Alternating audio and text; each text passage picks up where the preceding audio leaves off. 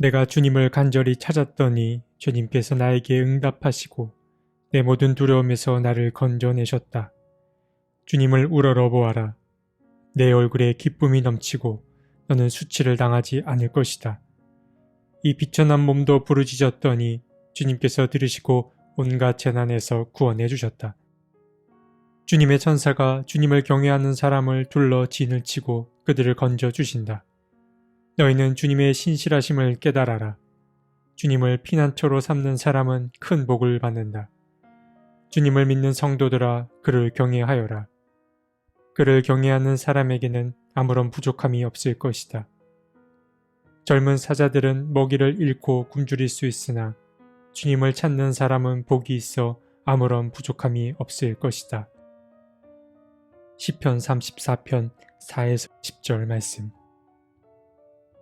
시편 34편의 표제는 아비멜렉 앞에서 미친 채 하다가 쫓겨나서 지은 다윗의 시입니다. 이 제목은 사무엘상 21장 10에서 15절의 이야기를 상기시킵니다. 사무엘상 21장을 보면 자신을 질투하던 사울 왕을 피해 도망가던 다윗이 가드 왕 아기스에게로 간 이야기가 나옵니다.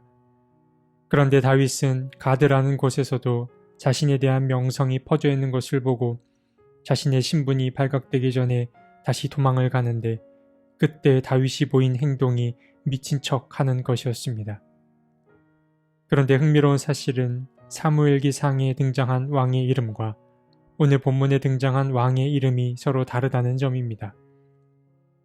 사무엘기상에 등장한 왕은 아기스인데 오늘 본문에 소개된 왕의 이름은 아비멜렉입니다. 더구나 이 아비멜렉은 가드의 왕도 아니었고 블레셋의 왕이었습니다. 그러니까 실제 본문과 오늘 본문에 등장한 인물이 서로 맞지 않는 것입니다. 왜 이렇게 실제 본문과 시편 본문의 내용이 상이한가에 대한 이유는 정확히 알긴 어렵습니다. 다만 추측하건대 시편이 가진 특성에서 그 원인을 유추할 수 있습니다. 시편의 특징 가운데 하나는 제목에 등장한 인물이 실제로 그 시를 쓴 사람인지 확실치 않다는 점입니다. 그러니까 제목에 등장한 인물들은 수백, 수십 개로 나뉜 시편들을 묶는 하나의 배열을 상징하는 것입니다. 그래서 시편이라는 것 자체가 내용이 먼저 있었고 나중에 제목을 붙였기에 오늘 본문의 왕들의 이름도 다를 수 있는 것입니다. 어쨌든 우리가 주목해야 할 부분은 시편의 형식보다는 오늘 본문에 등장한 기도자의 마음이 어떠한가입니다. 그의 목소리는 확신에 차 있지만 한편으론 뭔가 절박해 보입니다. 시편 34편은 몇 개의 부분으로 나누어서 설명이 가능합니다. 먼저 1에서 3절을 보면 시인은 자신의 입에서 하나님을 향한 찬양의 소리가 끊이지 않는다고 말합니다. 그리고 그 찬양의 자리에 비천하고 공고한 자들을 초대합니다. 나와 함께 하나님의 이름을 기리자고 말입니다. 이름에는 여러 의미가 담겨 있습니다. 만약 우리가 이름이 없다면 서로를 부를 수 있는 방법 또한 사라집니다. 그리고 우리는 사회의 구성원이 되기 위해서라도 이름이라는 매개가 필요합니다. 하지만 중요한 사실은 이름 안에 한 존재를 전부 다 담아내진 못한다는 점입니다.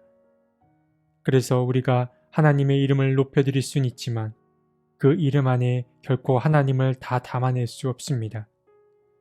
그러나 또한 우리가 잊지 말아야 할 것은 인간이 하나님의 이름을 찬양하고 높여드린 것 말고 그분을 높여드릴 다른 방법이 있는가 하는 점입니다.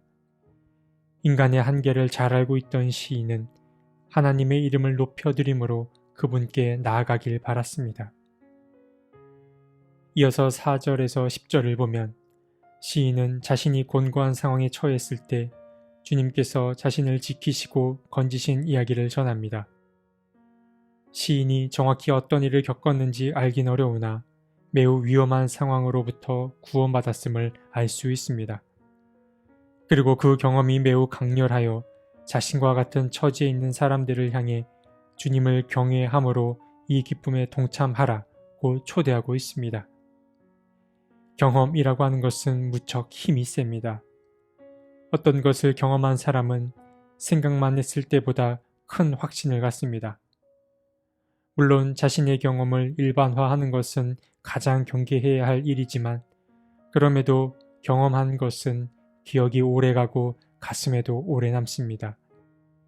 특히 힘든 일을 겪은 사람의 경험은 훨씬 크고 강력하게 다가옵니다. 오늘의 시인도 큰 환난 중에 주님의 도움을 입었기에 그 기억은 매우 강렬했고 그러다 보니 자신과 같은 처지에 있는 사람들에게 이 소식을 함께 나누고 싶었던 것입니다. 이어서 11절과 14절을 보면 시인은 젊은이들을 향해 이야기를 시작합니다. 그런데 여기서 말하는 젊은이들은 시인보다 연소한 사람을 가리키는 게 아닙니다. 마치 지혜로운 스승이 제자들에게 말하듯 말하는 것입니다. 시인은 계속해서 주님 때문에 구원받았던 그 구원의 감격을 사람들과 나누고 싶어 합니다. 그래서 그는 자신이 깨달은 바를 하나씩 나눠주기 시작합니다. 먼저 그는 사람들을 초대합니다.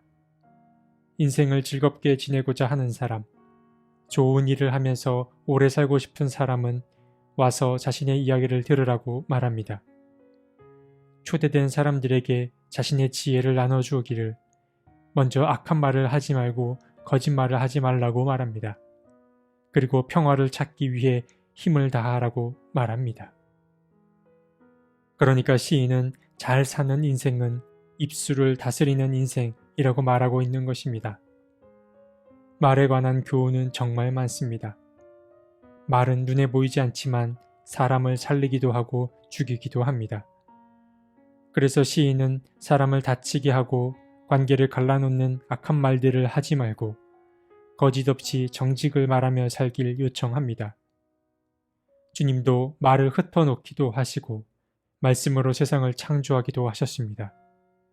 이는 말이 인간 사회에서 중요한 역할을 했음을 보여주는 증거라고 할 수 있습니다. 말을 다스리는 것, 쉬운 일이 아니지만 반드시 잊지 말아야 할 요소입니다. 마지막으로 15절에서 22절은 지혜 문헌에서 흔히 볼 수 있듯이 의로운 사람과 악한 일을 하는 사람을 서로 견주며 이야기를 전합니다. 먼저 주님의 귀는 의로운 사람을 향합니다. 주님은 의로운 사람이 당하는 고난에 늘 귀를 기울이십니다. 그러나 반대로 주님의 얼굴은 악한 일을 하는 사람을 노려보시고 그들에 대한 기억을 이 땅에서 지워버리십니다. 주님은 악인들을 엄중히 대하십니다. 잊혀진다는 것은 정말 무서운 일입니다. 그래서 사람들은 잊히지 않기 위해 이름을 남기거나 자서전을 쓰고 갖가지 동상을 세우곤 합니다. 그렇기에 악인들에 있어서도 자신들이 이 땅에서 지워져 버린다는 것은 아주 큰 형벌에 속한 일이었을 것입니다.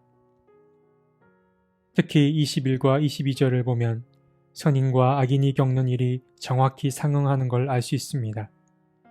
악인들에게는 죽음이 닥칠 것이지만 하나님을 믿고 따르는 사람들은 하나님이 지키신다고 시인은 고백합니다. 시인은 이렇게 하나님 편의 선자가 어떤 선물을 받을지를 이야기하며 오늘의 이야기를 마무리합니다. 시편 34편의 시인은 사람들을 주님을 공경하는 자리에 초대했습니다. 그는 하나님의 살아계심을 경험했고 그리고 하나님은 하나님 편의 선자를 돕는 분임을 또한 아주 강렬히 경험했습니다. 그리고 그러한 경험을 사람들과 나누길 바랐습니다. 좋은 경험은 사람을 살립니다. 여러분들의 경험이 무생명을 살릴 수 있기를 바라봅니다. 하나님, 우리를 바른 가르침의 길로 인도해 주십시오. 세상에 감사로 받으면 소중하지 않은 경험이 없는 걸 알지만 힘들고 어려운 일은 피하고 싶은 게 솔직한 마음입니다. 주님, 삶의 위기 속에서도 우리가 늘 주님 편에 서게 도와주시고 자비를 베풀어 우리가 주님의 뜻을 잘 알아차리게 도와주십시오. 아멘.